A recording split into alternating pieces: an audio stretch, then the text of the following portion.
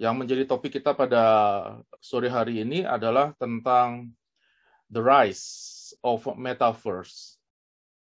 Supaya teman-teman yang lain juga yang mungkin berasal dari gereja lain bisa paham, ini adalah acara pit stop dari Pelpap dan Pelrap ya di GPD Philadelphia. Kita bilang acara ini pit stop, istilah untuk pemuda remaja, ya kurang lebih lah sama dengan pendalaman Alkitab lah sebetulnya. Tapi kita pakai istilah kalau di pria, kita pakai istilah bengkel. Kalau di wanita, kita pakai istilah klinik kecantikan rohani. Dan kalau di pemuda remaja, kita pakai istilah pit stop. Itu hanya untuk menunjukkan dinamika dari masing-masing pelayanan itu. Ya, idenya sih sebetulnya pendalaman Alkitab. Ya, kalau bengkel kan cenderung mobil atau motor yang umum masuk ke situ. Jadi memang khas seperti gerakan dari kaum pria. Ya, kalau wanita mereka mendapatkan pendalaman atau diperbaiki kerohaniannya di klinik kecantikan. Kalau pemuda remaja ini kan hidupnya dinamikanya sangat tinggi. Jadi diberikan istilah pit stop. Oke. Jadi kita akan masuk dalam pembahasan kita tentang the rise of metaverse ini, ya, yang menjadi pertanyaan kita, ini makanan apa ini? Apa itu metaverse? Mungkin ada yang sudah tahu, ada yang sedang mencoba untuk tahu, atau mungkin malah ada yang tidak tahu sama sekali. Karena itu, saya akan mencoba untuk menjelaskan metaverse ini dari sangat dasar sekali. Apa itu metaverse, supaya kita paham. Idenya adalah kita akan melihat di sore hari ini, apakah metaverse ini akan diterima. Ya, tentu hubungannya dengan kita semua, orang-orang percaya di dalam Tuhan. Atau metaverse ini akan kita tolak. Ya, tentu juga dari kacamata kita sebagai orang-orang percaya. Atau malah kita biarkan saja sudah, kita ignore saja. Ya, karena itu kita perlu tahu apa itu metaverse dan juga dampaknya supaya kita sama-sama bisa mengambil sikap sebagai orang percaya. Ya, kata metaverse menjadi populer pada tahun 2021, tanggal 29 Oktober, Mark Zuckerberg, CEO Facebook, yang tentu sudah familiar dengan saudara-saudara, atau mungkin ada yang tidak tahu Mark Zuckerberg itu siapa, tapi saudara sering pakai produknya. Ya, Instagram, WhatsApp, itu ini bosnya ini. Dia yang punya itu. Dan pada waktu itu Mark mengatakan bahwa dia ingin mengubah perusahaannya yang diberikan brand atau merek Facebook. Dia ingin mengubah itu dengan nama Meta. Ya, gegerlah dunia pada waktu itu. Dan Mark mengatakan bahwa I believe the metaverse is the next chapter for the internet. Jadi Mark menganggap bahwa metaverse ini adalah babak baru dalam dunia internet. Ya. Padahal kata metaverse ini bukan karangan dari Mark. Kata metaverse ini pertama kali digunakan termnya itu di novel yang berjudul Snow Crash, karangan Neil Stephenson. Pada waktu itu tahun 1992. Novel ini berkisah tentang seorang tokoh bernama Hiro. Ya, dia adalah seorang pengantar pizza di dunia nyata. Tapi di dunia maya, dia itu bisa memakai segala peralatan, pakaian perang, dan macam-macam. Ya, dia pakai itu dengan peralatan komputernya. Saya akan kasih contoh kepada teman-teman, ya, semoga ini berjalan dengan lancar movie-nya, supaya teman-teman bisa mendapatkan sedikit bayangan apa itu metaverse gitu ya, perangkat apa yang dimaksudkan dengan tokoh yang tadi kita bicarakan seperti di Snow Crash itu. Ya, saya tidak tahu apakah kalian sudah pernah menonton film ini. Ini film di tahun 2018. Ya, ini cuplikan saja supaya teman-teman bisa memahami sedikit dari apa yang akan kita bicarakan sebentar. Oke, sebentar saya cari.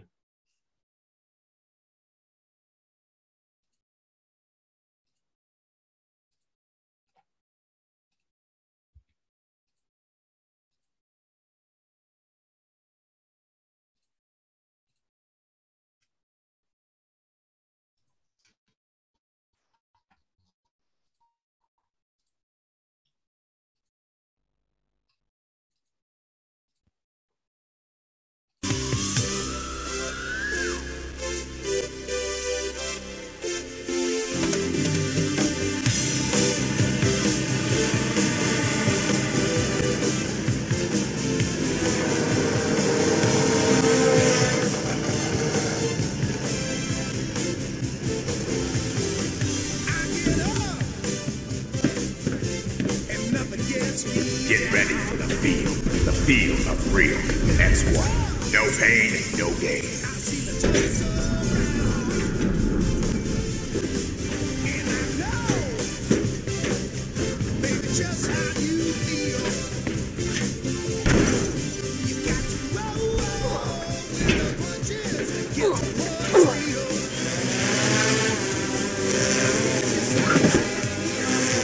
Pizza, guys.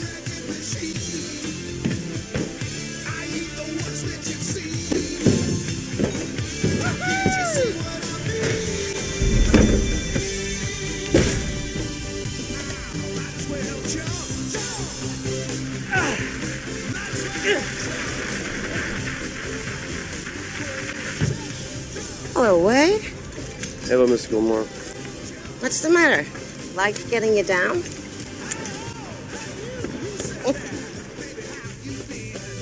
I was born in 2027.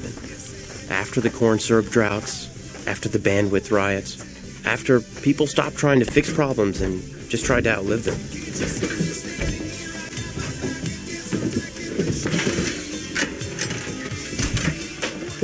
My parents, they didn't make it through those times, so I live here in Columbus, Ohio with my Aunt Alice.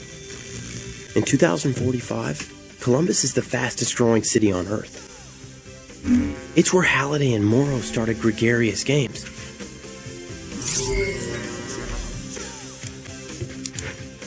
These days, reality is a bummer. Everyone's looking for a way to escape. And that's why Halliday, that's why he was such a hero to us. He showed us that we could go somewhere without going anywhere at all. You don't need a destination when you're running on an omnidirectional treadmill with quadraphonic pressure-sensitive underlay. James Halliday saw the future, and then he built it. He gave us a place to go. A place called the Oasis.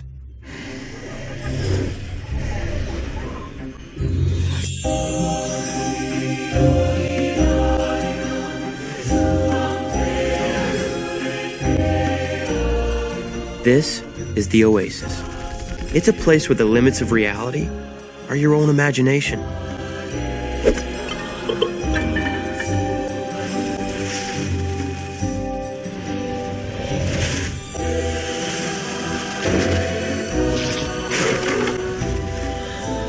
You can do anything. Go anywhere. Like the Vacation Planet. Surf a 50-foot monster wave in Hawaii. You can ski down the pyramids. You can climb Mount Everest with Batman. Check out this place. It's a casino the size of a planet. You can lose your money there. You can get married. You can get divorced. You can go in there. People come to the Oasis for all the things they can do, but they stay because of all the things they can be. Tall, beautiful, scary, a different sex, a different species, live action, cartoon. It's all your call. Yeah, that's me. Well, that's my avatar. At least until I feel like changing. Except for eating, sleeping, and bathroom breaks, whatever people want to do, they do it in the Oasis. And since everyone is here, this is where we meet each other. It's where we make friends. Locate H. Begin.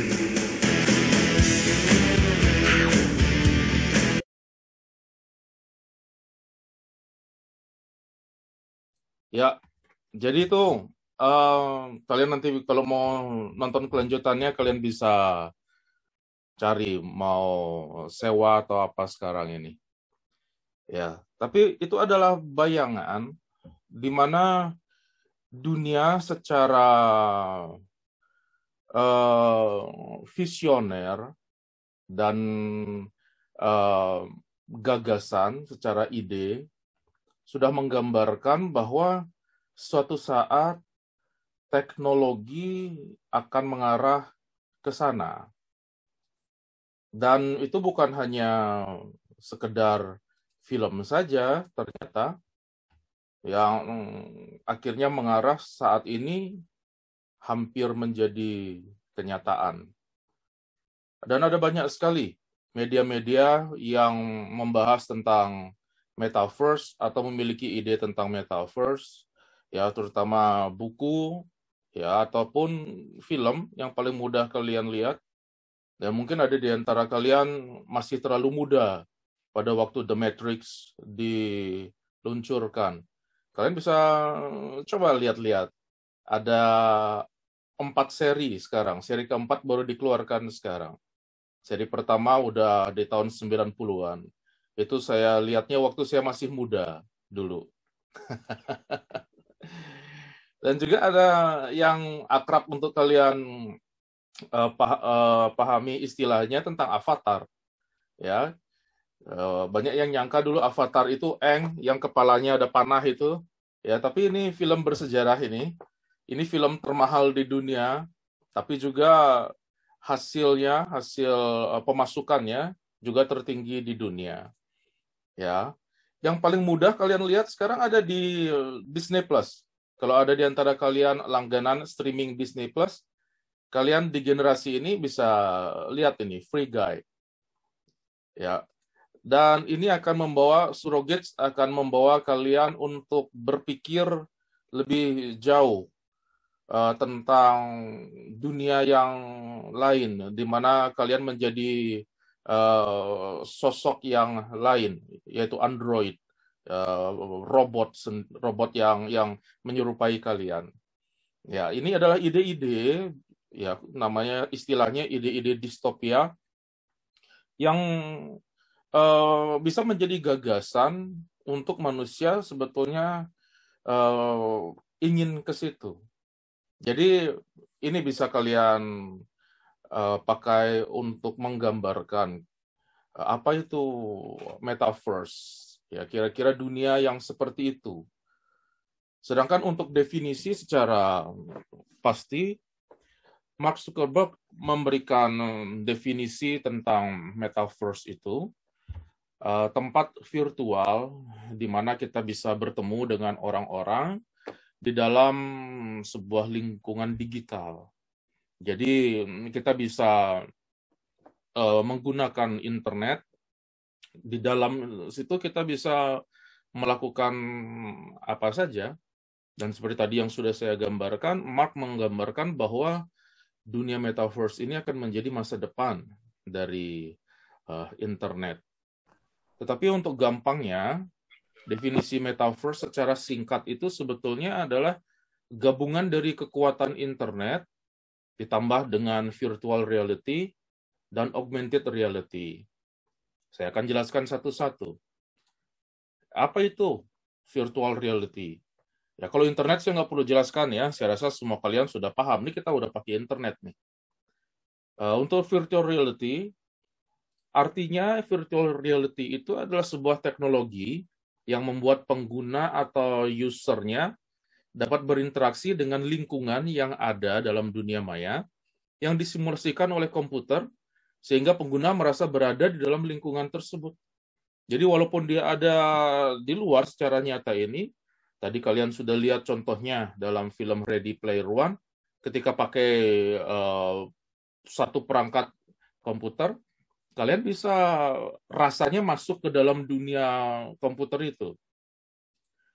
Sedangkan augmented reality, ya augmented reality itu artinya sebuah teknologi yang menggabungkan benda maya 2 dimensi ataupun 3 dimensi dalam sebuah lingkungan yang nyata, lalu memproyeksikan benda-benda maya tersebut secara realita dalam waktu yang nyata.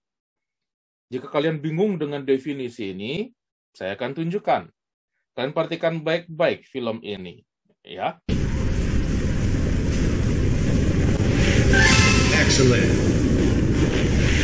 Perfect. Good job. Excellent. Well done. Level complete.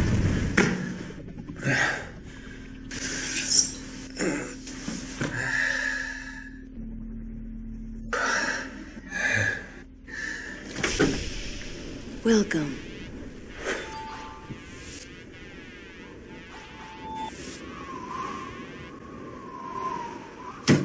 Jika tadi yang kalian lihat, dia seperti terjun payung itu virtual reality. Kalau ini kenyataan yang digabungkan, ini namanya augmented reality. Jadi dia nyata, potong cucumber mentimun, tapi ada batas-batasnya, ada seperti alur gamenya itu augmented.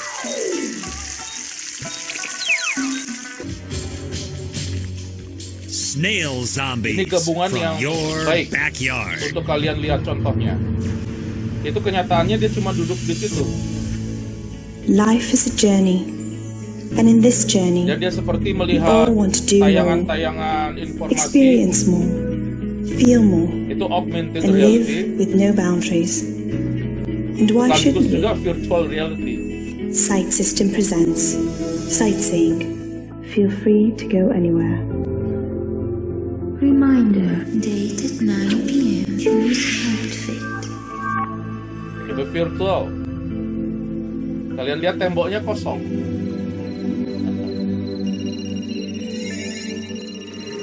Ini augmented. Jadi itu teman-teman, gabungan antara virtual reality dan augmented reality itu akan disempurnakan untuk menciptakan metaverse ini.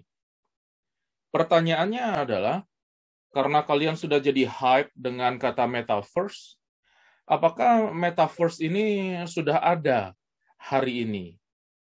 Kalau secara kenyataan, sebetulnya metaverse ini belum ada. Apa yang kita dengar dan juga kita lihat, ini bukan metaverse. Ini adalah sebuah ide yang akan mengarah ke sana. Jadi sebuah persepsi, sebuah visi untuk mengarah ke metaverse. Hal ini juga dikatakan oleh eksekutif Facebook yang bernama Andrew Bosworth dan Nick Clegg. Dia mengatakan bahwa metaverse ini akan bukan metaverse. Perusahaan mereka, Meta, dibangun bersama-sama, tidak bisa sendiri. Jadi perusahaan yang membangun metaverse bukan Facebook saja, tetapi metaverse harus merupakan sebuah force atau tempat digital yang bisa beraktivitas secara virtual seperti tadi, dengan skala global. semua bisa pindah ke situ. Karena itu, kita sekarang ini belum masuk ke metaverse. Mereka sedang memberikan kita persepsi saja. Mereka sedang menjual mimpi saja. Baru ide, baru sebuah keinginan untuk masuk ke sana. Ya. Kenapa kita belum masuk ke dalam metaverse? Kapan kira-kira metaverse itu terjadi? Tadi saya sudah mengatakan bahwa metaverse belum bisa terjadi karena setiap perusahaan sekarang membuat verse-nya masing-masing sendiri, belum mengglobal. Tadi Facebook sudah bersiap dengan Meta untuk masuk ke dalam metaverse. Tetapi Facebook tidak sendirian melangkah ke sana. Kita lihat, saya kasih contoh 3 perusahaan besar yang akrab dengan kita semua. Ya, mereka juga sedang menggagas dan mempersiapkan diri untuk masuk, memiliki dalam tanda petik ya, metaverse-nya sendiri. Kalian pasti akrab dengan Roblox. Roblox sudah mempersiapkan diri untuk membangun metaverse-nya sendiri.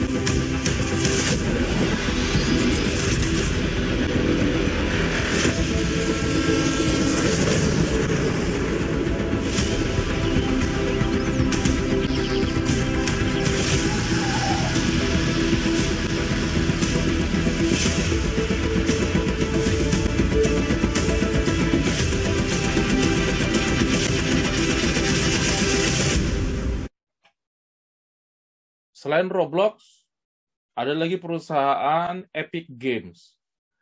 Ada berapa di handphone kalian nggak ada game Fortnite? Ada siapa yang nggak punya game Fortnite di handphonenya?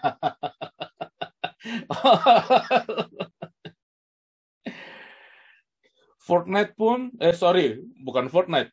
Epic Games pun sudah menggelontorkan investasi yang sangat besar untuk menciptakan sebuah metaverse. Bahkan Fortnite sendiri, game mereka ini adalah sebuah metaverse. Ya.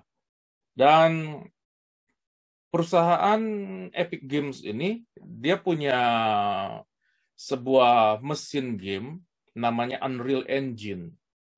Unreal Engine ini yang lebih serius lagi. Bahkan dipakai untuk teknologi film The Matrix yang terbaru. Seperti contoh.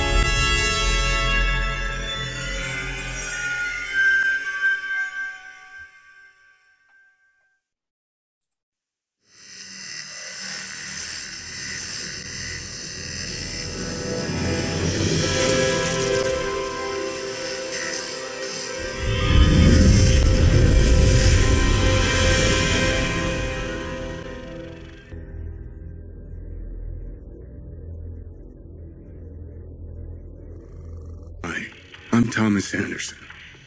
Like many of you, I work with computers. I like the freedom I feel outside the limitations of the real world. But computers are also mirrors, reflecting back who and what we are and the choices we make, the worlds we build. They also confront us with questions about why we want to choose this over that, why we want to make X instead of Y. Where do ideas of who we are and what we want even come from? You take the red pill, and I show you how deep the rabbit hole goes. This isn't real. What is real? How do you... Jadi itu adalah sebuah pertanyaan yang sangat bagus dari Morpheus. What is real? Apa itu kenyataan? Ketika seseorang sudah tidak bisa lagi membedakan antara dunia maya dengan dunia nyata. Kita akan lanjutkan pembahasan itu nanti. Tapi kita kembali. Tadi saya sudah jelaskan, ada perusahaan seperti Roblox, ada perusahaan seperti Epic Games. Microsoft pun tentu tidak ketinggalan. Dan Microsoft, ya kita pakai produk Microsoft, saya pakai produk Microsoft, dan mungkin kebanyakan teman-teman juga memakai produk Microsoft untuk komputer kalian. Mereka juga sudah mengumumkan bahwa mereka sudah siap dengan metaverse mereka sendiri, metaverse ala Microsoft. Ya, contohnya seperti ini. What is a metaverse? Does it already exist? And are you already in it? Let's dig in. Simply put, a metaverse is a digital space inhabited by digital representations of people, places, and things. Think of it like a new version, or maybe a new vision of the internet. Many people talk about the internet as a place. Now we can actually go into that place to communicate, share, and work with others. It's an internet that you can actually interact with, like we do in the physical world.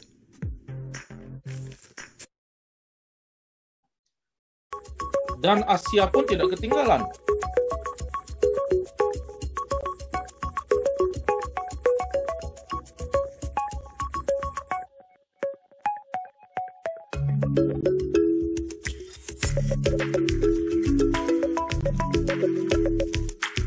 China sudah membangun metaverse dengan memetakan dunia metaverse itu sesuai dengan kontur atau geografi dari negara mereka. Ya, jadi itu yang menjelaskan kepada kita metaverse ini belum tercapai secara ideal karena masing-masing perusahaan punya dalam tanda petik metaverse mereka sendiri, dan di antara metaverse mereka itu masih belum ketemu kesepakatan untuk saling berganti-ganti metaverse itu. Jadi kalau pakai punya Meta, mereka nggak bisa pakai punya Microsoft atau Roblox atau Epic Games dan begitu sebaliknya, kecuali ada sebuah kesepakatan. Ya, untuk contoh supaya teman-teman paham juga, ambil aja contoh, misalnya ada yang punya game PlayStation, mesin game PlayStation. Game PlayStation itu nggak bisa dimainkan di game Xbox. Ya, PlayStation itu punya Sony, Xbox itu punya Microsoft. Seperti itu. Kalau dulu ada Nintendo dengan Sega, gamenya pun masing-masing. Kalian punya handphone Android, ada beberapa aplikasi yang nggak bisa dimainkan di iPhone misalnya. Ya, jadi masih ada kekuatan dari perusahaan-perusahaan itu untuk berdiri sendiri-sendiri. Kita belum ngomong tentang Apple. Memangnya Apple akan diam kalau yang lain bikin dalam tanda petik metaverse sendiri. Apakah Samsung, Huawei ya akan diam? Ya, mereka saat ini pun sudah bisa hidup sendiri. Kalau kalian ada yang punya produk Huawei, tanpa Google mereka bisa berjalan operasi di handphone mereka. Jadi kalian lihat di dunia nyata pun belum terjadi kesepakatan untuk sama-sama mengglobalkan first ini. Tetapi untuk menjadi bayangan bagi teman-teman yang muda, kalau kalian senang melihat film superhero, pada zaman kami superhero itu tampil sendiri-sendiri. Ya, ketika Disney mengakuisisi Marvel, ketemulah kita dengan berbagai macam superhero itu bisa digabungkan di dalam satu film, seperti yang kalian lihat di dalam Avengers. Ya, belum juga selesai dengan satu Avengers, akhirnya mereka mendapatkan ide seperti ini. What's happening? No.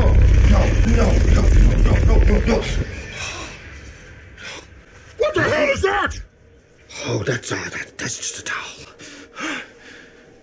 Where are we? What did you do? It wasn't me. Incredibly, this shocking revelation brought to light by yours truly has only raised more What is it? light of Peter Parker, aka Spider-Man, aka the Spider Menace. But rest assured, dear viewers, we here at the Daily Bugle will not rest until we've uncovered the truth behind his web of lies. Ya, jadi bagi teman-teman yang mungkin hanya menonton film saja tanpa memahami sebuah proses produksi dan eksklusivitas dari sebuah perusahaan, ketika kalian nonton film Venom misalnya, kemudian kalian sudah sering nonton film Spider-Man misalnya, bagi kalian mereka hanya ketemu begitu saja. Tapi bagi perusahaan-perusahaan itu, tokoh-tokoh seperti Venom itu milik satu perusahaan. Tokoh seperti Spider-Man itu milik perusahaan yang lain. Nggak bisa mereka ketemu di satu film kalau tidak ada kesepakatan. Ya, makanya film Venom yang kedua itu menjadi heboh, sebuah terobosan. Ada crossover atau pertemuan antara Spider-Man dengan Venom, itu bukan hanya ketemu antara begitu saja, karena itu akan terjadi kontrak yang besar supaya Spider-Man bisa ketemu dengan Venom. Kalau kalian juga sudah lihat Spider-Man No Way Home misalnya, bahkan Spider-Man yang ada di Force yang lain itu ditemukan dalam multiverse-nya Spider-Man. Itu nggak mudah dan mahal. Karena perusahaan-perusahaan yang memiliki mereka harus rela meminjamkan tokoh-tokoh miliknya mereka itu. Dan itulah yang terjadi, teman-teman, dengan Metaverse itu sesungguhnya. Metaverse adalah sebuah bisnis di mana perusahaan-perusahaan yang besar, yang berskala-skala besar ini, raksasa ini, mereka akan jor-joran. Supaya kalian tahu, Facebook menggelontorkan dana itu $50 juta hanya untuk tahun 2021 untuk membangun Metaverse mereka. Belum lagi Epic Games, Microsoft, itu miliaran dolar sudah uang dimasukkan ke situ, ya. Dan satu saat Metaverse ini akan tercapai bila masing-masing perusahaan ini sudah sama-sama kelelahan. Mereka udah kecapean mengeluarkan dana mereka sendiri, akhirnya ketemu kesepakatan. Bisa gabung dan akhirnya mengglobalkan menjadi sebuah metaverse yang betul-betul global. Itulah sebetulnya yang bernama metaverse sesungguhnya. Jadi ide dari verse ini dasarnya apa? Mengapa mereka membangun ada verse baru itu, ya? Untuk simpelnya saya akan tunjukkan sebuah diagram. Teman-teman pasti tahu media sosial masing-masing yang menjadi favorit kalian. Ya, pada zaman dulu, mungkin kalian masih kecil, atau mungkin ada beberapa yang belum lahir, ya, di zaman saya lah, baru kenal-kenal internet gitu. Ya, di zaman saya, mungkin di bawah saya ada lagi yang lain. Waktu itu ngetrennya MySpace, Friendster gitu, ya, karena belum ada Facebook. Ya, itu zaman-zaman di generasi milenial. Berkembang kemudian, setelah Facebook, ada generasi berikutnya, seperti generasi kalian mungkin, ada yang mulai getol dengan Instagram. Kalian dulu yang mencoba-coba Facebook, kalian beralih ke Instagram dan mengatakan Facebook itu udah nggak zaman.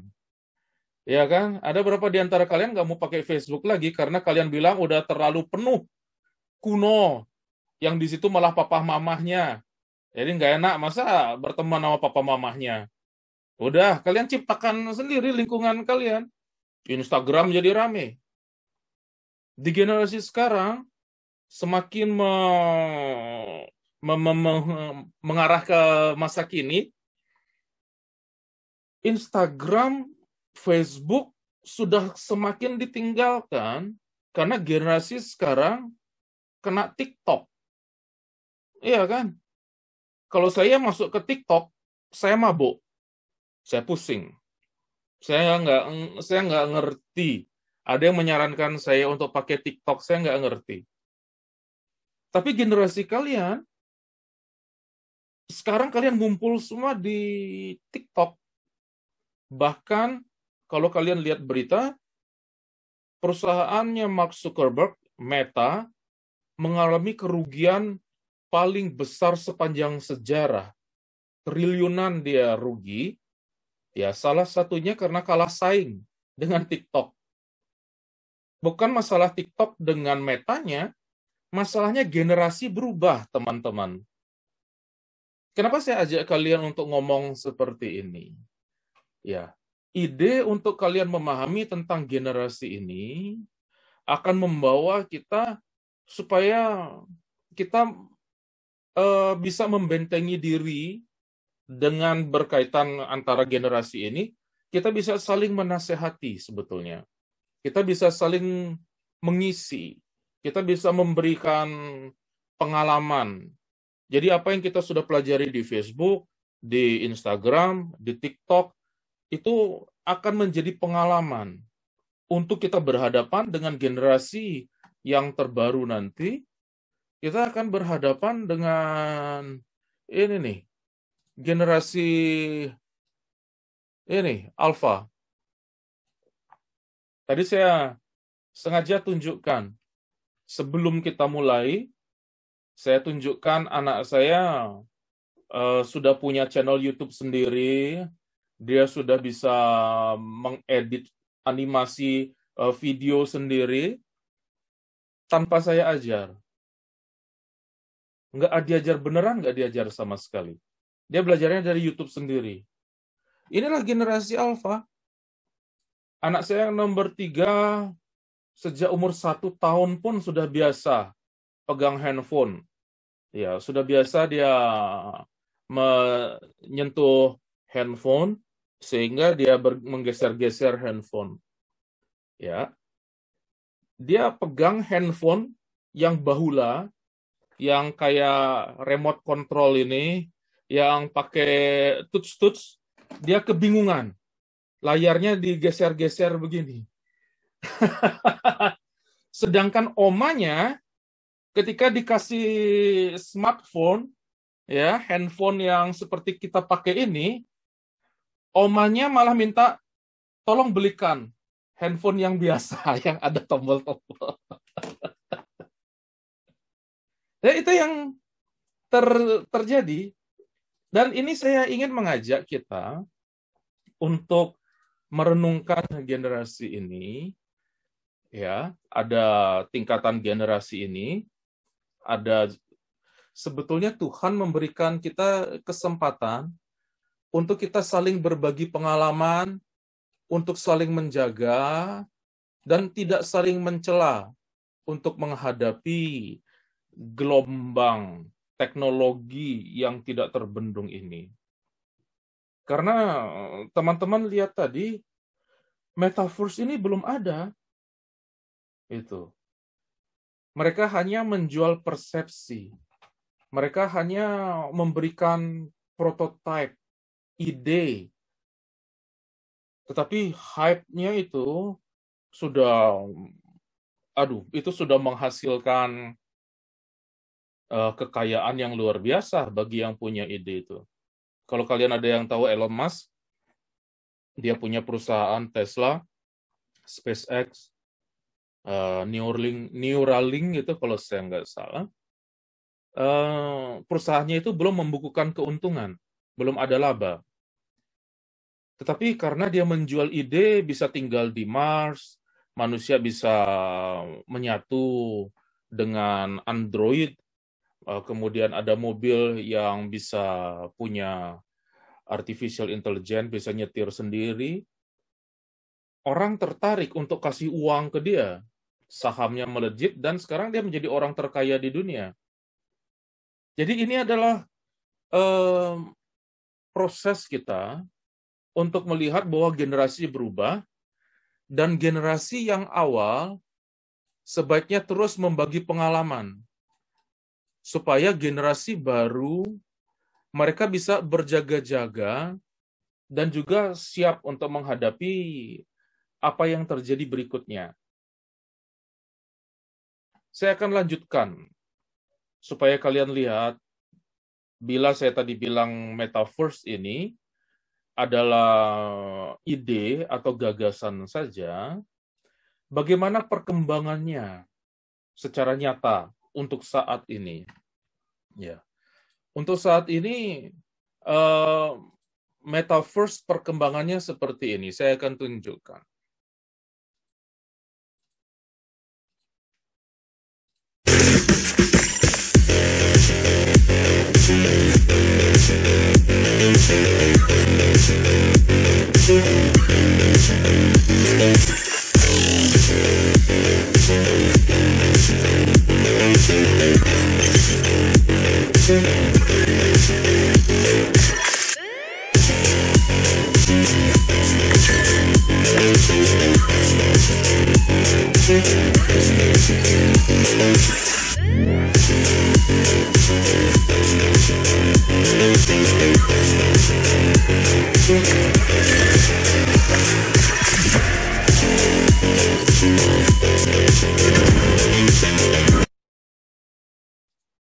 Jadi kita sudah bisa masuk ke situ, ya, tapi bukan metaverse secara global.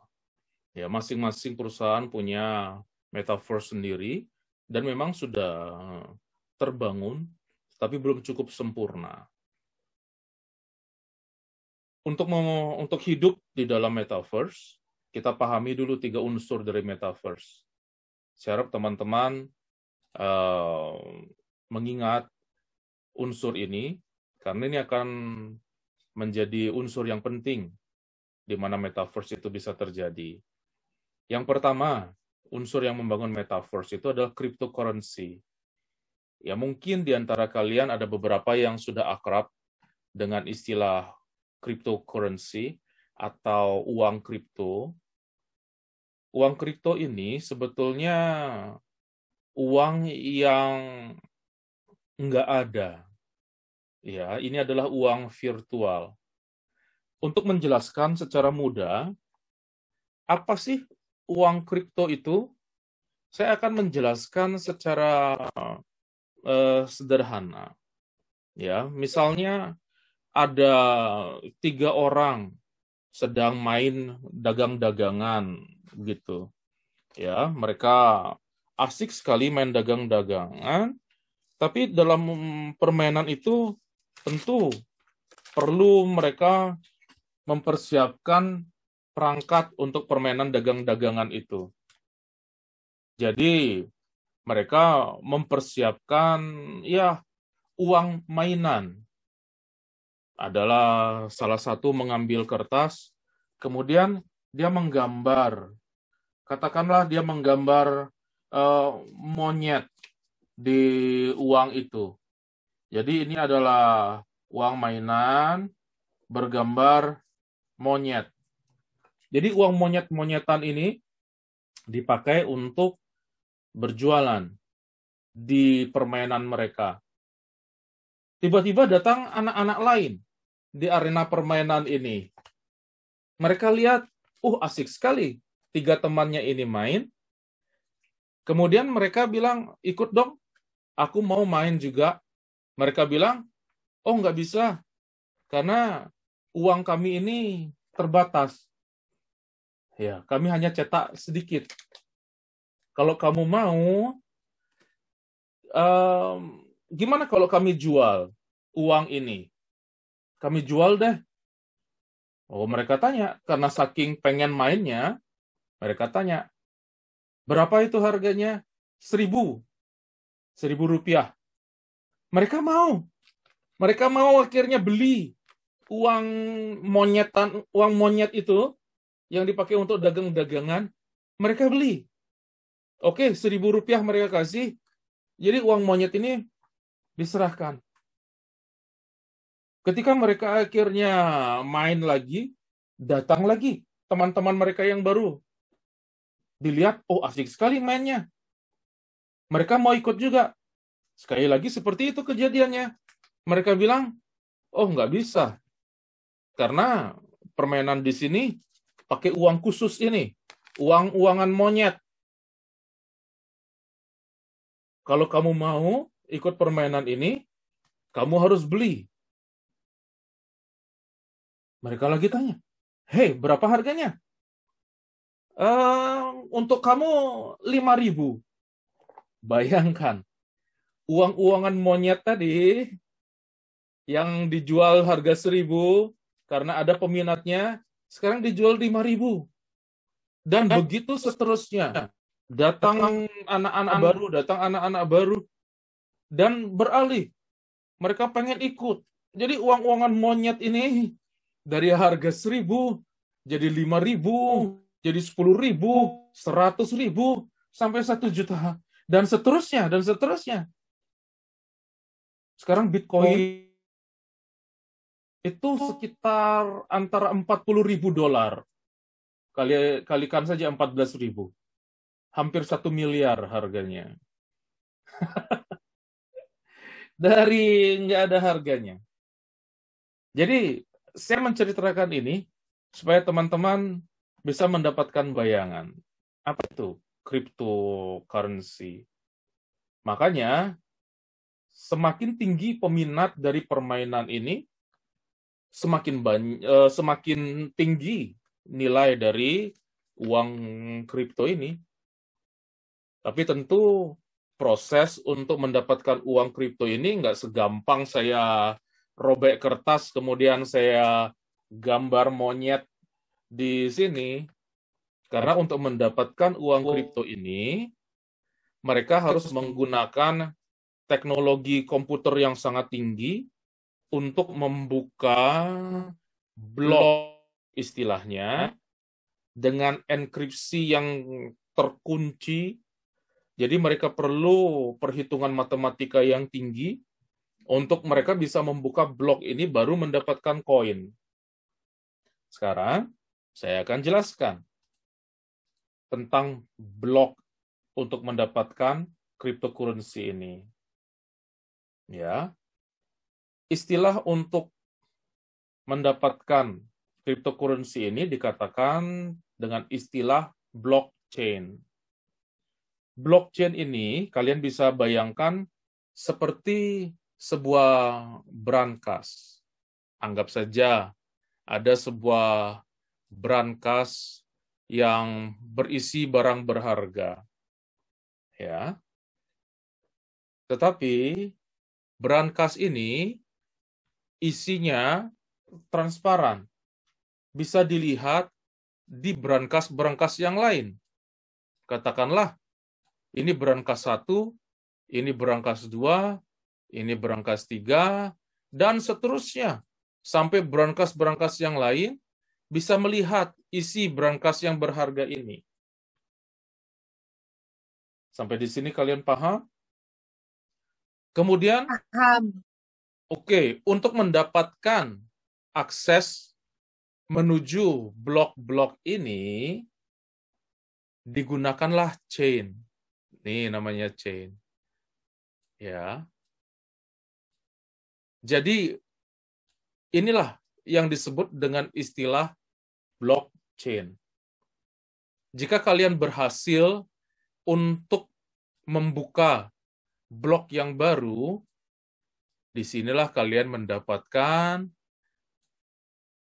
ya cryptocurrency tadi. Ya. Jadi begini ide untuk mendapatkan uang kripto itu dengan blockchain. Jadi sekarang jika kalian mendengar istilah-istilah cryptocurrency, kalian mendengar istilah blockchain, beginilah alur untuk mendapatkan koin itu. Saya akan lanjutkan dengan unsur yang kedua, yang membangun metaverse. Unsur yang kedua, yang saat ini sedang heboh, adalah NFT, non-fungible token. Non-fungible token ini beda dengan cryptocurrency. Kalau non-fungible token ini, saya kasih contoh lagi dengan permainan dagang-dagangan tadi. Tadi kan idenya kita main dagang-dagangan, uangnya sudah ada, hanya satu yang kurang, barangnya. Namanya juga dagang-dagangan, kan? Kalau dagang-dagangan, uangnya udah ada, kan perlu barangnya, perlu sesuatu yang dijual.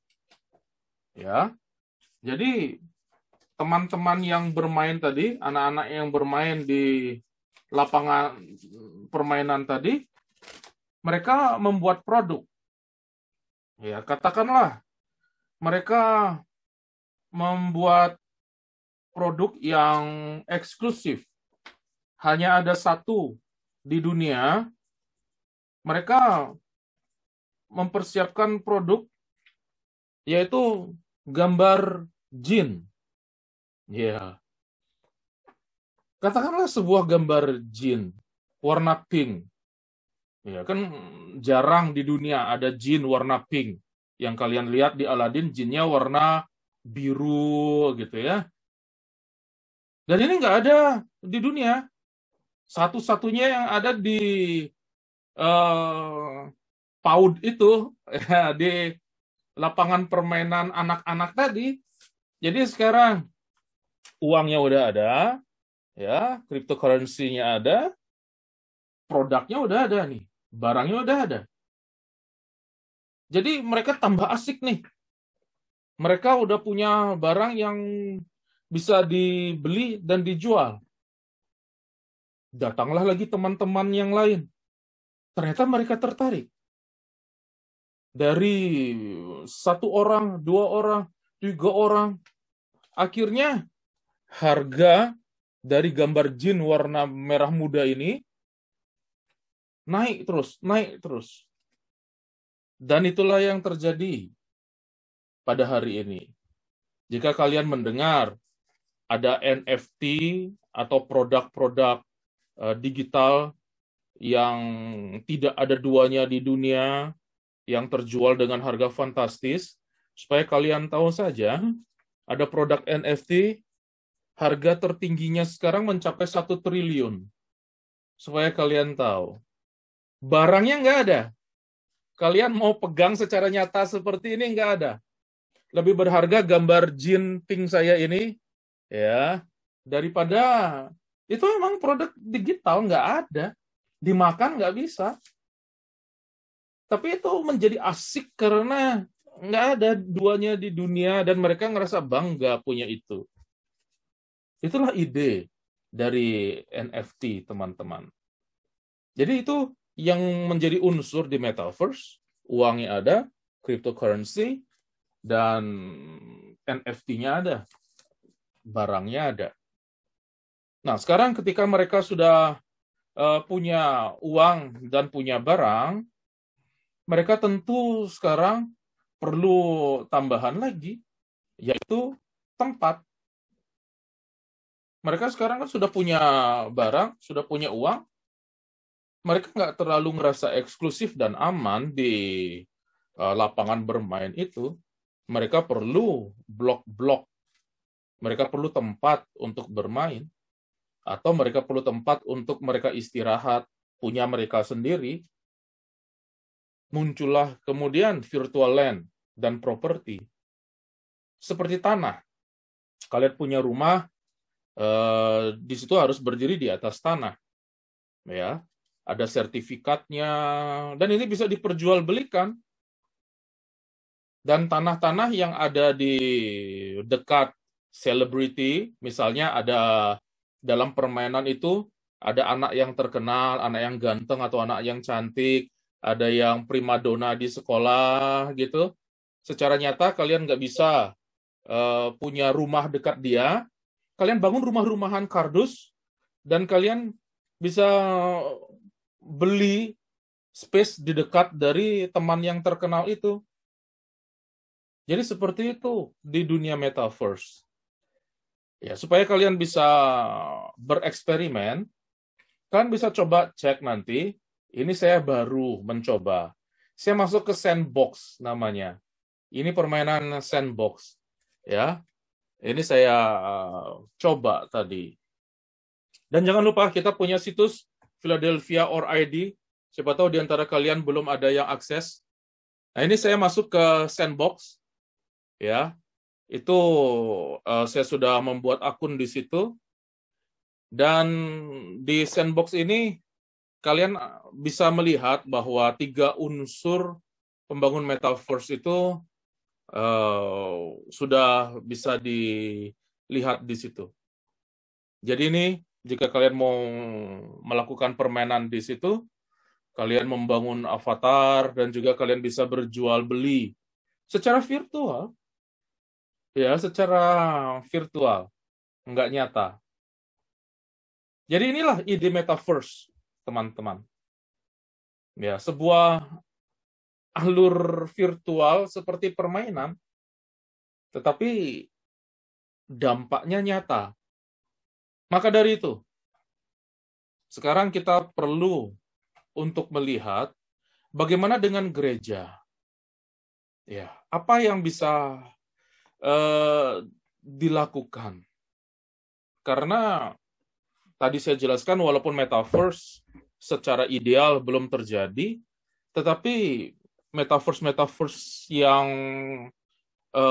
prototype tadi itu baru prototipenya aja, baru bau-baunya aja sudah berpengaruh sekian besar bagi umat manusia. Jadi kita perlu sekali lagi untuk diingatkan, kita membahas metaverse itu untuk menyetujui, atau kita membahas metaverse itu untuk ditolak, atau kita bisa biarkan sajalah, kita jadi cuek aja, nggak mau tahu. Saya ingin tunjukkan kepada kalian sesuatu. Ya, coba kalian perhatikan. 360 view, and then I turned and I saw that big VR church sign. Yeah, I think that's one of the things for us. It's hard to translate a 2D image like on Facebook or showing church leaders, but when you look at it in virtual reality, it's a completely different experience. You look around, you see people walking up to you, life-sized avatars. It's pretty cool. DJ Soto says with virtual reality, the possibilities are limitless. He's excited to make Bible stories come to life in a truly immersive experience. For instance, let's say we're talking about Moses and the Red Sea and having faith, and so we can recreate that. VR Church is also creating a new opportunity for people to experience church from their homes in a way they never could before. DJ Soto even officiated the first baptism in virtual reality. It absolutely felt real. When she came out of the water, she was really emotional. She could hear her crying. And because she is homebound, she can't leave the house. So in her brain for years, she thought, I'm never going to be involved in a church. I'm never going to be baptized. But in virtual reality church, she could totally do all. Dan gereja sudah mencoba ke arah sana. Ini baru menggunakan teknologi virtual reality. Ada seorang pendeta bernama DJ Soto yang membuka gereja virtual pertama, bahkan sudah melakukan baptisan pertama. Jadi saya sudah kalah. Saya merencanakan GPD Philadelphia cabang Metaverse yang pertama, kemudian melakukan mungkin pernikahan virtual pertama atau apa di situ. Iya, tapi sudah kalah, sudah ada yang duluan. Iya. Dan saya ingin mengajak kalian untuk melihat bagian gereja yang model seperti ini. ketika nanti disempurnakan teknologi virtual ini. Tired of having to wake up, get dressed, and drive across town just to attend your favorite service? Introducing Virtual Reality Church. Start by choosing a church building that meets your needs. Tired of the stress of having to choose a Sunday morning outfit? Never make a fashion mistake again, because Virtual Reality Church will style you based on your denomination. Not a people person? Select the Introvert Experience to completely eliminate the welcome team, meet and greet time, connect cards, and that awkward hold hands with the person next to you thing we still do. Next, personalize your morning by choosing the worship experience that you want. Feeling a touch of white guilt? Add a minority worship leader. Custom options even let you tailor the skinniness of your worship leader's jeans. Finally, no more having to endure songs that you don't like. With Virtual Reality Church, you're in charge. For the sermon, choose the amount of conviction you like and we'll select a pastor for you. We'll even let you tailor your sermon topics so you'll never have to attend a Vision Sunday or a sermon series on giving. And never worry again about dozing off during the sermon. With Virtual Reality Church, you can sleep as long as you want. Kids being bad in nursery? Who cares? Worried about missing a football game? Enter your favorite team and we'll provide notifications when the game is starting. Never miss a kickoff again. Want to go forward for prayer? Well, if you selected a Pentecostal service, always stand in front of a mattress. Even connect your social media accounts and we'll post for you. Get credit for being super spiritual, all from the comfort of your couch. Finally, an option for people asking the question, how can I make Sunday morning even more about me? Virtual Reality Church, the future of church attendance. Jadi pendapat kalian gimana ya tentang itu baru virtual reality church? Kalian bisa pilih worship leadernya seperti apa, gaya pujiannya seperti apa, bahkan baju dari WL-nya itu bisa kalian pilih. Kalian pengen dia pakai jas, kalian pengen dia pakai jeans, kalian pengen dia maaf ya, sorry ya. Bahkan kalau yang pengen dia nggak pakai baju juga diizinkan, bisa di situ. Macam-macam gitu loh. Baju apa aja, kemudian gaya pujiannya, kalian mau yang Pantekosta, kalian mau yang macam-macam. Bahkan pengkhotbahnya. Iya, kalian bisa lihat tadi level penemplakannya juga. Kalau kalian lagi nggak pengen, aduh hatiku lagi sensi nih, nggak pengen firman Tuhan menemplak dosa, pengen yang lucu-lucu aja, kalian bisa turunin levelnya. Atau kalian lagi pengen, oke, come on Tuhan, bicaralah yang menemplak dosa. Kalian pengen level yang level 5. Kayak kalian beli ayam geprek gitu, kalian lagi pengen pedas, ditambahin levelnya. Kalian pengen yang adem-adem, nggak usah pakai sambal. Gereja kan ke situ. Oke, kita taruh dulu itu sebentar. Ya, itu untuk menunjukkan kepada kalian gereja akan diseret untuk ke situ. Karena sekarang kalian dengan live streaming pun kalian sudah ada di bau-baunya. Siapa yang peduli kalian sekarang mau ikut ibadah beneran atau enggak? Kalian mau ngikutin sambil tiduran kayak? Kalian mau ngikutin sambil atau nggak suka dengan gereja kalian tinggal pindah. Itu sudah dipersiapkan psikologisnya kelihatannya. Tapi sudah, kita taruh sebentar untuk kalian lihat bagaimana dengan gereja, hubungannya dengan metaverse ini. Ya, saya akan mengajak kembali untuk melihat sisi negatif dari teknologi virtual ini. Ya, teknologi virtual memiliki sisi yang tentu ini sisi yang perlu untuk kita waspadai. Ya, yang saya angkat hanya satu saja, yaitu istilah hyper reality. Hyper reality ini apa sih? Istilah hyper reality ini dikembangkan oleh Jean Baudrillard.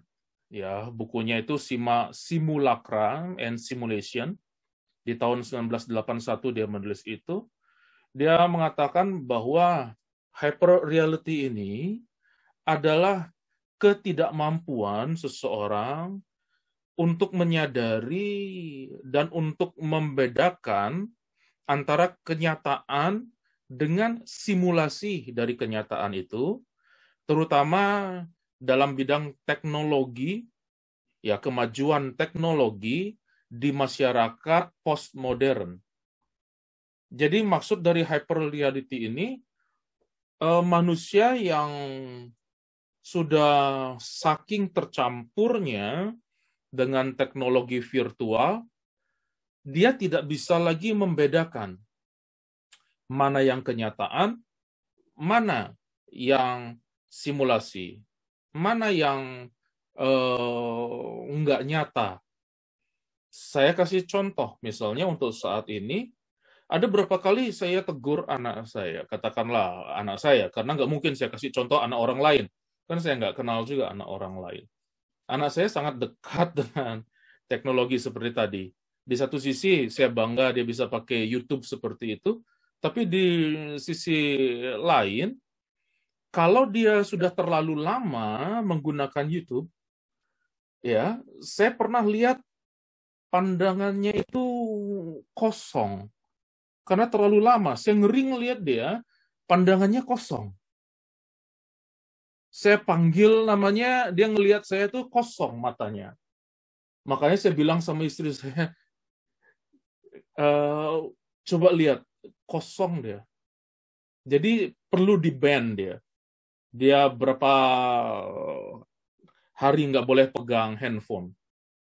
Ya, dia bisa jadi pendiam, dia bisa jadi agresif, gitu. Jadi sudah terlalu banyak yang mempengaruhi otaknya.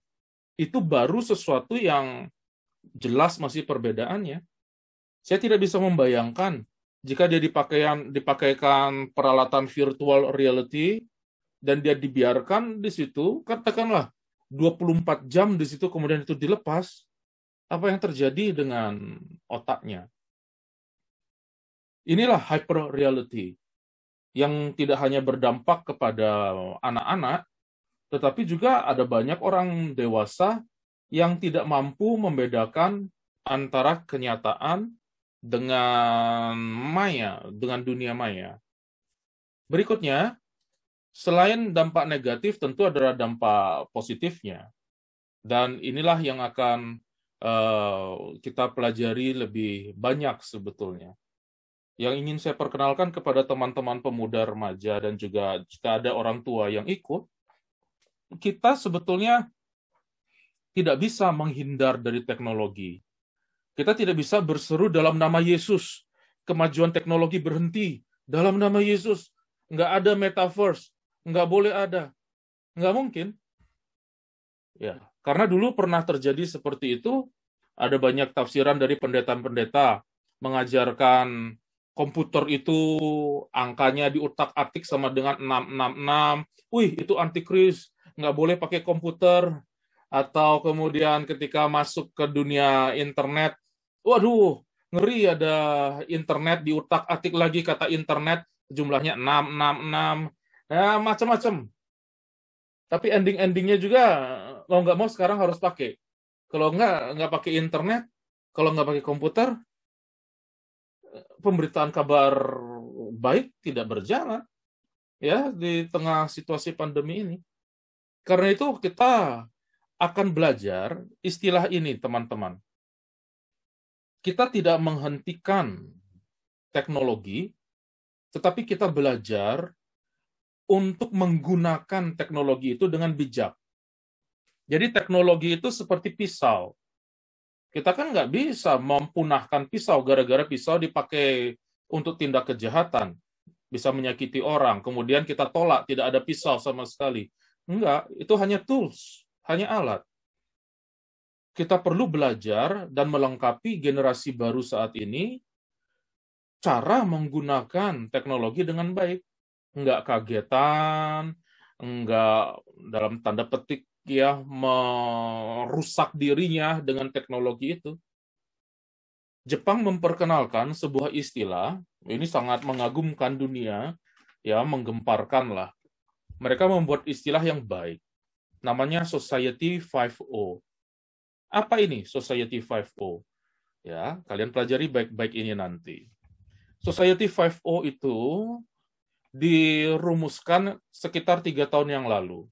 Pada tanggal 21 Januari 2019, Dan Society 5.0 ini dibuat sebagai resolusi untuk memperbarui Society 5.0. Society 5.0. Society 4.0. Oh ya, agak susah saya bilangnya. Ya. Jadi ini adalah teknologi yang bisa dipergunakan untuk sebesar-besarnya bagi kesejahteraan manusia. Saya akan jelaskan perkembangan teknologi supaya kalian paham. Teknologi yang membentuk society atau peradaban manusia. Ya. Ini saya kasih note supaya kalian lihat. Kita mulai dari sini. Society 1.0. Ini adalah peradaban yang paling awal dari kehidupan manusia. Istilahnya adalah Society 1.0, di mana di sini manusia masih berburu dan mengumpulkan. Jadi cara mereka untuk memenuhi kebutuhan hidup mereka dengan berburu. Ya, ini hunting society. Kemudian berkembang, seiring dengan kemajuan teknologi, manusia bisa mengembangkan peralatan dan juga bisa mengolah alam. Kita masuk ke Society 2.0. Society 2.0 adalah agriculture society, di mana kita bukan mengandalkan cara kita memenuhi kebutuhan hidup dengan berburu, tetapi dengan mengembangkan ilmu pengetahuan untuk bercocok tanam, untuk beternak. Jadi manusia bisa membangun sesuatu yang lebih kompleks dari hanya berpindah-pindah mengejar binatang atau buruan. Berkembangnya teknologi dan pengetahuan semakin pesat sehingga manusia masuk dalam Society 3.0. Disinilah berkembang revolusi industri, di mana mesin-mesin diciptakan. Karena itu disebut sebagai industrial society. Ya, ada perkembangan mesin, perkembangan teknologi industri, manusia bisa menciptakan peralatan-peralatan yang bisa dipergunakan untuk kebutuhan hidupnya.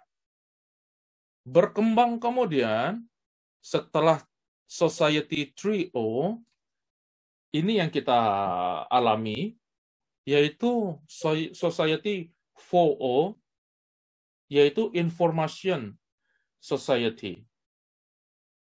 Kita masuk dalam sebuah peradaban yang menggantungkan diri pada teknologi informasi, sehingga jarak dan ruang dan waktu tidak menjadi halangan bagi kita.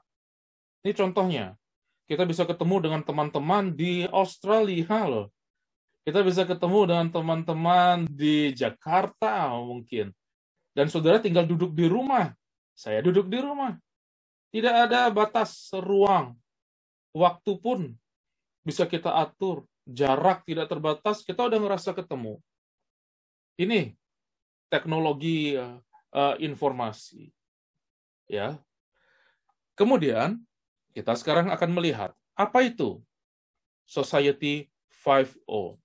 Ini yang digagas oleh Jepang. Di mana kita hidup berdampingan dengan teknologi dan bisa menggunakan teknologi itu untuk kenyamanan kita. Orang tua, orang muda, ya orang tua, anak-anak, laki, perempuan, berbagai gender, berbagai ras, bisa akrab dengan teknologi ini. Kalau sekarang kan seperti tadi yang saya bilang, masih terjadi kesenjangan. Orang-orang tua saja masih perlu anak-anak muda hanya untuk sekedar bicara di Zoom. Gimana caranya ngomong? Mana yang dipencet? Udah dibilang, pencet yang kelihatan gambar mic. Mana gambar mic? Nggak ada, ini foto-foto semua, mana gambar mic. Jadi, perlu dibantu. Nanti pada suatu saat, semua sudah akrab dengan teknologi. Jadi semua bisa menikmati. Dengan kenyamanan ini juga bisa membantu. Ya, ada robot atau teknologi untuk membantu kehidupan sehari-hari. Dan Society 5.0, kita berharap teknologi juga bisa meningkatkan taraf hidup kita semua. Kita meningkatkan kualitas hidup kita. Jadi, kita bisa aman dengan teknologi, kita bisa lebih nyaman, kemudian kita bisa lebih mudah. Teknologi bukan menjajah kita, tetapi kita yang pakai teknologi itu. Dan juga teknologi bisa dipergunakan, ini seperti tadi yang saya bilang, semaksimal mungkin sebetulnya untuk membebaskan kita dari pekerjaan-pekerjaan yang menghabiskan waktu. Teknologi membantu kita untuk pekerjaan-pekerjaan yang bisa menggantikan kita, supaya kita bisa hidup lebih nyaman secara real bersama dengan manusia lainnya. Kalau sekarang saya masih membuat keluarga saya tidak nyaman, seringkali saya harus meninggalkan istri sama anak-anak saya di kamar, saya seharian mempersiapkan materi ini. Kira-kira kalau kalian hitung, saya mempersiapkan slide ini dan materi ini berapa hari? Bisa 1 hari atau... Ya kan? Teman-teman juga begitu. Jika kalian membuat proyek sesuatu, nggak ada yang bisa menggantikan kalian. Kalian yang harus melakukan sendiri. Jadi kalian sibuk dengan komputer kalian nggak bisa berinteraksi dengan keluarga. Suatu saat, jika artificial intelligence, jika robot sudah bisa dipergunakan dengan maksimal, kalian bisa kasih konsepnya saja. Komputer itu bisa melakukan ini dengan otomatis. Dan kalian bisa punya waktu luang lebih banyak bersama dengan keluarga. Jadi inilah ide dari Society 5.0. Ya, di mana kita yang memanfaatkan teknologi, bukan teknologi yang menjajah kita, bukan teknologi yang memaksa kita harus melakukan sesuatu. Jadi saya harap teman-teman bisa melihat deskripsi ini. Ancaman negatif hyperreality adalah kekacauan pikiran manusia karena tidak bisa membedakan antara dunia nyata dengan dunia maya. Sedangkan Society 5.0 berarti kita memanfaatkan kemajuan teknologi untuk kebutuhan manusia supaya manusia bisa nyaman dan tetap mengutamakan manusia sehingga manusia bisa hidup rasional berdampingan dengan kemajuan teknologi.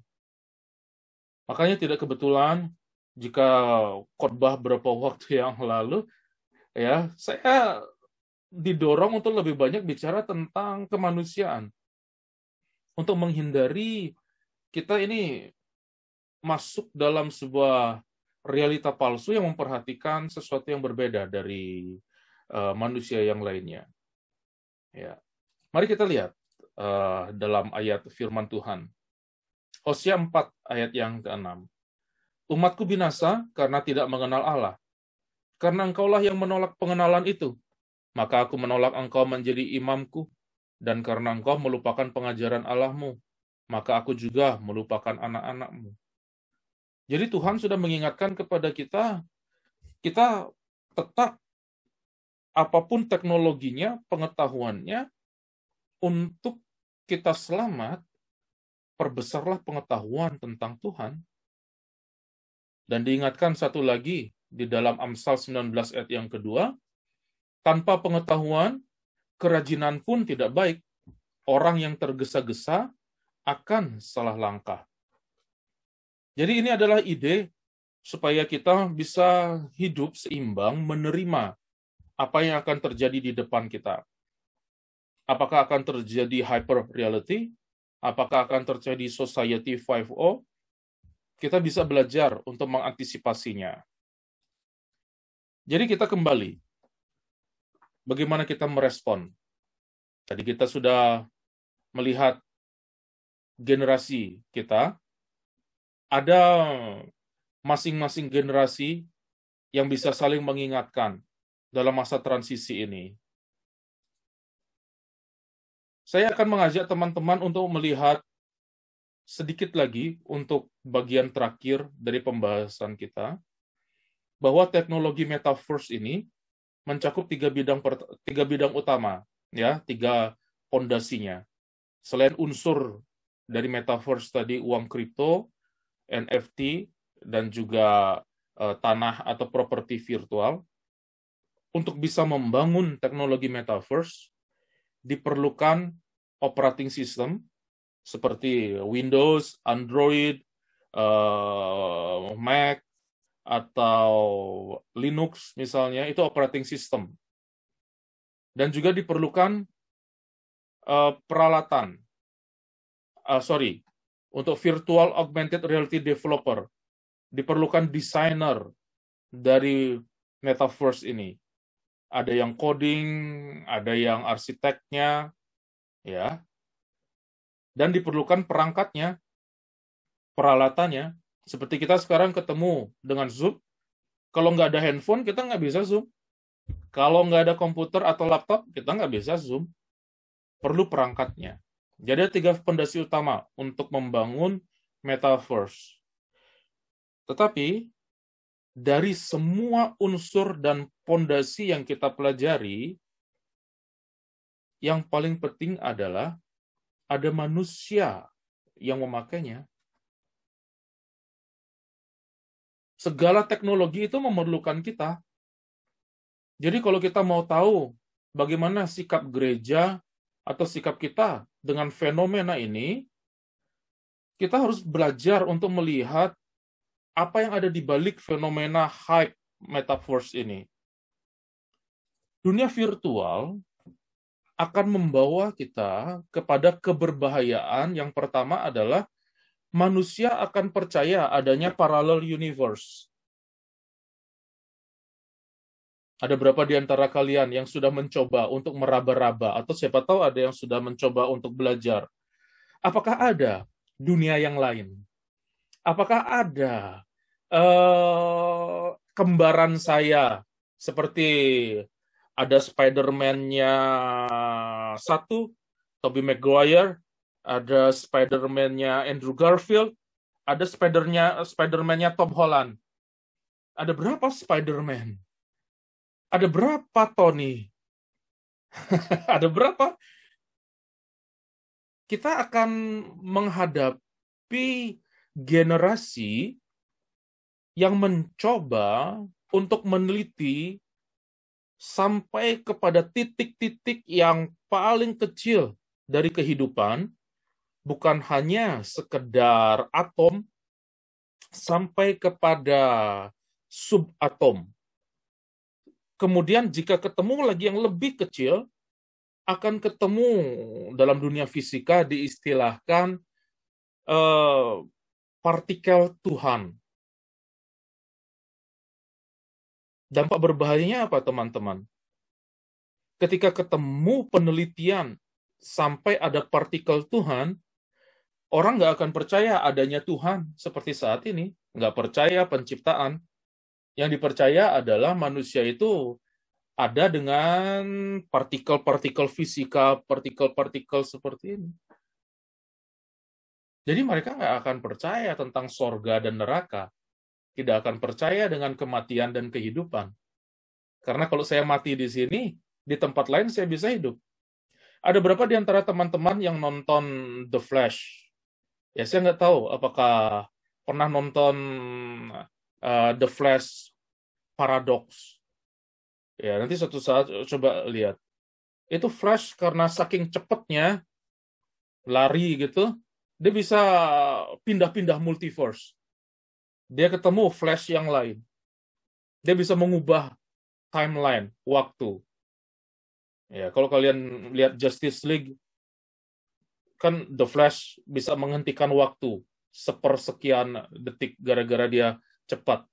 Bisa menghidupkan Superman yang sudah mati. Itu nggak rohani sebetulnya, itu rohana. Dan ini, kalian akan diajar bahwa nggak ada kematian. Jadi Alkitab itu, ya, itu satu universe yang lain. Dampak berikutnya, teman-teman, spiritisme. Jangan kalian kira di masa modern saat ini, manusia akan semakin rasional. Manusia semakin irasional di tengah rasionalisme ini. Jangan kalian pikir orang-orang sekarang bisa pakai logika, pakai otak dengan berpikir secara logis. Sekarang manusia mencoba untuk melahirkan bukan hanya metaverse, tetapi metafisik juga. Contohnya tubuh meninggalkan jiwa. Nanti jiwa balik lagi ke tubuh. Ya, semacam meditasi level ultra modern. Badannya di sini, di dunia virtual, dia bisa menjadi seseorang atau sesuatu yang lain. Dan secara metafisik, badannya di sini, jiwanya di mana, dan rohnya di mana lagi. Dan ini semakin dipakai untuk membuat manusia percaya bahwa ada alam lain. Jadi metaverse akan menciptakan alam yang lain, dunia yang lain, dan otaknya ditawan di situ. Berikutnya, metaverse akan berbahaya karena bisa menciptakan false memory atau ingatan-ingatan yang salah. Kalian pernah dengar istilah deja vu? Kayaknya saya pernah di sini deh. Kapan saya lihat dia? Kayaknya pernah lihat dia deh. Siapa tahu waktu itu kalian tersesat lihat, oh ada fotonya di Instagram, kalian lihat orangnya, kayaknya pernah kenal deh. Padahal kalian cuma follow dia aja.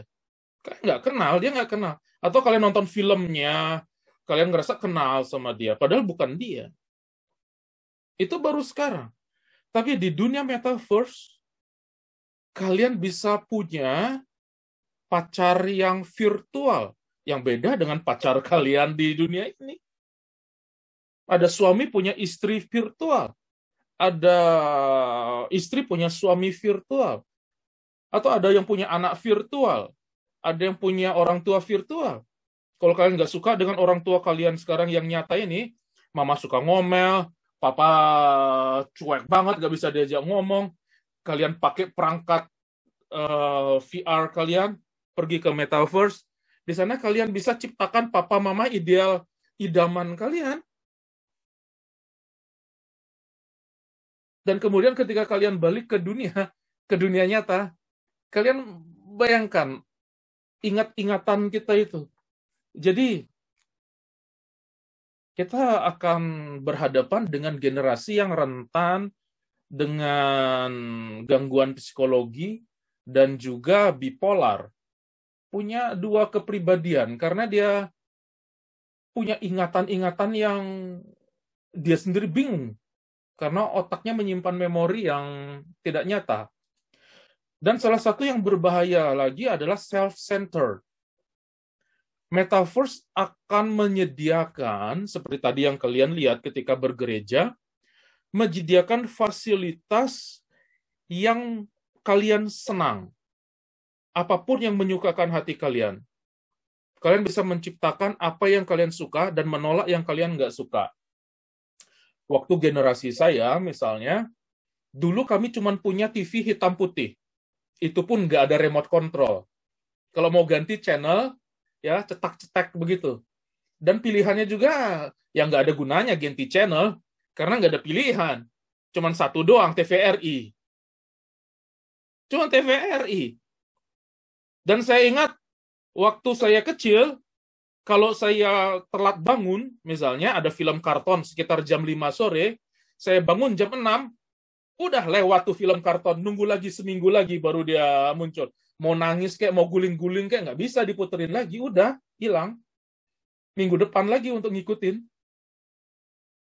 Berikutnya, generasi berikutnya sekitar 30-an tahun yang lalu gitu, muncul TV yang ada remote controlnya, ada TV warna mulai familiar lah.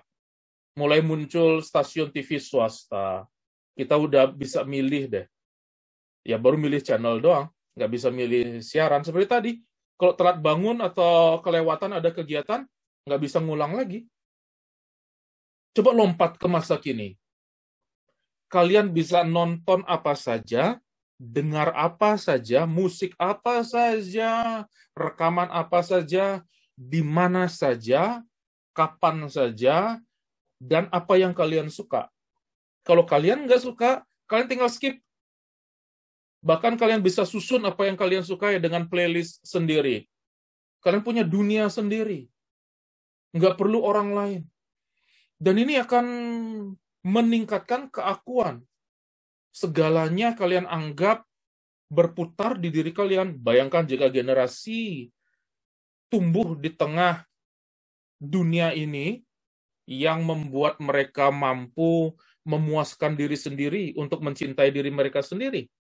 Mereka nggak punya rasa empati. Mereka nggak punya rasa mikirin orang lain. Ini keberbahayaan yang terjadi di metaverse. Semuanya adalah tentang saya.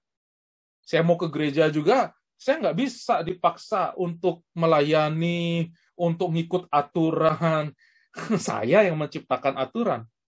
Bayangkan teman-teman, generasi apa yang akan kita hadapi? Karena di metaverse, itu yang dijual. Apa yang kita mau, itu yang diberikan. Dan yang terakhir, ini dari film Batman Forever. Rioting occurred last night at electronic stores which were sold out. Ada Edward Nygma menciptakan namanya 3D box. Idenya adalah kalau orang nonton siaran TV ini, pikiran mereka yang sedang ada dalam gelombang asik nonton itu bisa ditarik. Jadi Edward Nygma yang adalah The Riddler, dia bisa menarik segala informasi yang ada di otak penonton untuk di-download ke kepalanya dia.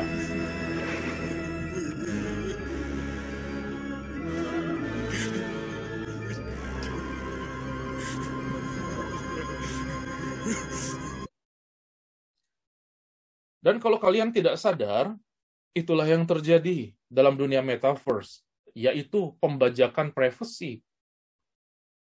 Saat ini mungkin kalian secara sadar atau tidak sadar juga sudah menyerahkan banyak sekali informasi pribadi kalian ke media sosial.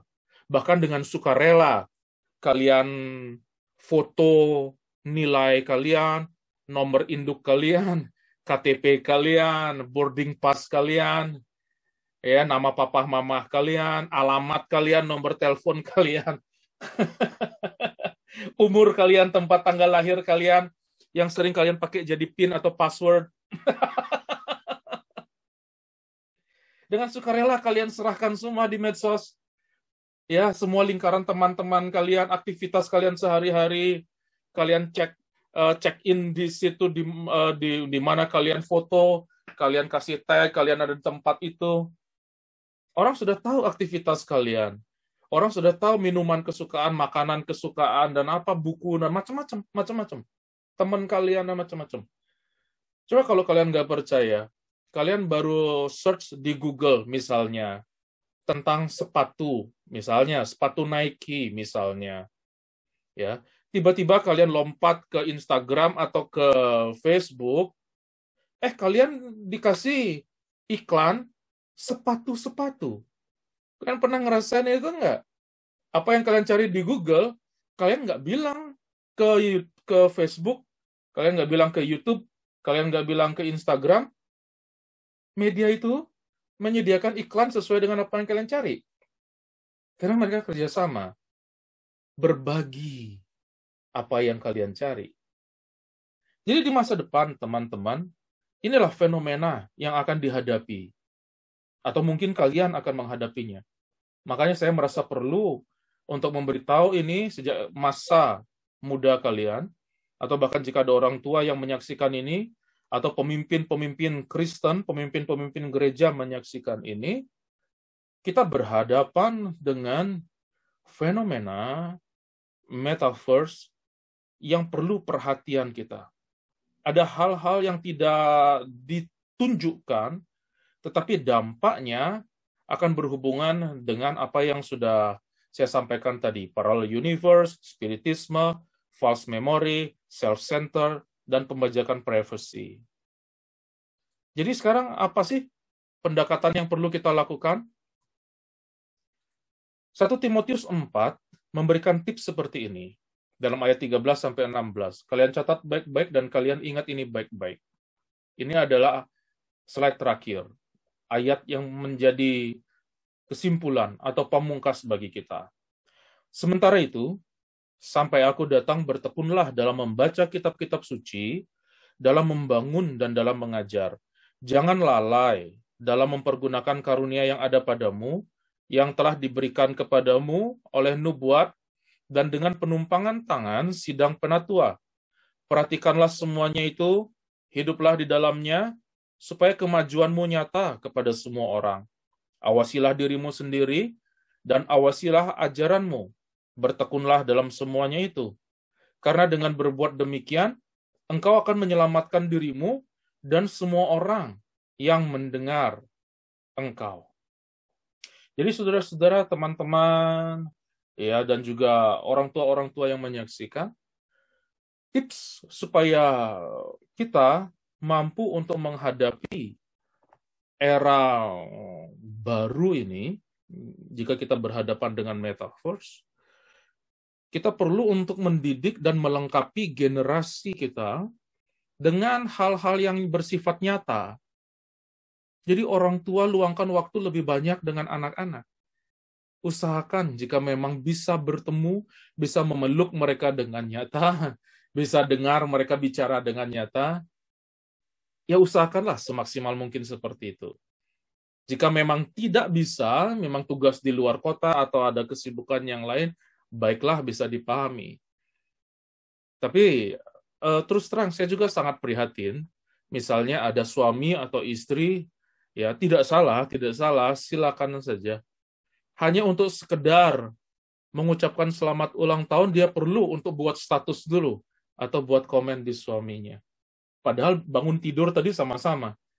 Bagaimana jika kita coba, ya bangun tidur doain aja dia langsung pegang selamat ulang tahun dan macam-macam deh. Mau dicium kayak, mau dipeluk kayak, ya suami istri ya silakan. Anak-anak dan orang tua juga begitu. Ya, jangan sampai kalian diem-dieman gitu, tapi di media sosial kelihatannya akrab. Ya, papa mama selamat ulang tahun pernikahan gitu. Tapi ketika ketemu di rumah, selamat pagi, selamat sore, selamat siang aja enggak. Tapi ketika di medsos kelihatannya akrab. Bagaimana jika kita perbaiki? Kita tingkatkan kualitas hidup nyata kita. Dan di dunia keluarga, itu adalah benteng pertahanan yang paling awal, sekaligus yang paling akhir, untuk kita bisa melengkapi anak-anak dan juga membangun hubungan antara orang tua dengan anak, supaya bisa mendidik dan sama-sama hidup dalam kenyataan. Kita sekali lagi tidak bisa menghentikan metaverse ini, tidak bisa menghentikan kemajuan teknologi, nggak bisa, pasti nggak bisa. Tetapi yang bisa kita lakukan adalah untuk melengkapi generasi muda dan generasi setelah kita untuk bisa beradaptasi dengan sehat dan bisa menggunakan teknologi dengan baik. Jangan sampai jatuh ke dalam jebakan hyper reality. Tetapi kita dorong supaya generasi ini muncul kesadaran untuk hidup dalam society 5.0. bukan dijajah oleh teknologi, tetapi menggunakan teknologi secara nyata untuk kesejahteraan bersama.